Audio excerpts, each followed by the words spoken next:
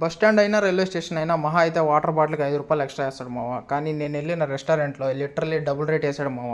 ఈరోజు హిమాయత్ నగర్ రోడ్లో ఉన్న మినర్వా కాఫీ షాప్కి అయితే విజిట్ చేశా. బయట కాఫీ షాప్ ఉందని చెప్పి కాఫీ అయితే ట్రై చేయలేదు, లోపలికి వెళ్ళి టిఫిన్స్ అయితే ట్రై చేశా. ఫస్ట్ చిట్టే ఇడ్లీ అయితే ఆర్డర్ చేశా. ఇదైతే టేస్ట్ చేద్దామని చెప్పి ఇంకా స్పూన్ తీసుకుంటే ఆ స్పూన్కి ఏమో ముందోడు తిన్న ఇడ్లీ ఉన్నట్టుంది. ఏంది పోయేది అని చెప్పి వెయిటర్ని అడిగితే అప్పుడప్పుడు రీప్లేస్ చేసి ఇచ్చాడు కొంచెం మంచి స్పూన్తో.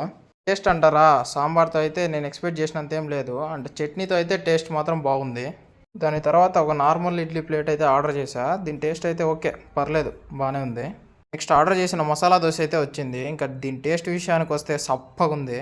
ఇంకా నా టేస్ట్ బడ్స్ని సెట్ చేసేటట్టు, అదే భయ్యా సాటిస్ఫై చేసేటట్టు ఏ డిష్ లేదా అని అనుకునే లోపే ఫైనల్గా ఆర్డర్ చేసిన సెట్ దోశ అయితే వచ్చింది. ఇదైతే సాంబార్, చట్నీ అండ్ ఒక కర్రీతో అయితే ఇచ్చాడు.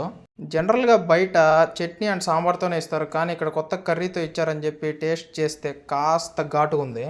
ఇక పాజిటివ్స్ విషయానికి వస్తే ఇక్కడ ఫస్ట్ చట్నీ టేస్ట్ అయితే బాగుంది. అండ్ నెగిటివ్స్ విషయానికి వస్తే వాటర్ బాటిల్కి డబుల్ రేట్లు వేసాడు మావ. ఫైనల్గా టేస్ట్ మీటర్కి వస్తే 55 ఇస్తాను. మీకు ఫుడ్ మీద ఇలాంటి జెన్యున్ రివ్యూస్ కావాలంటే మన పేజ్ని అయితే ఫాలో చేసి పెట్టుకోండి. అండ్ రేపటి వీడియోలో కలుద్దాం. Bye bye.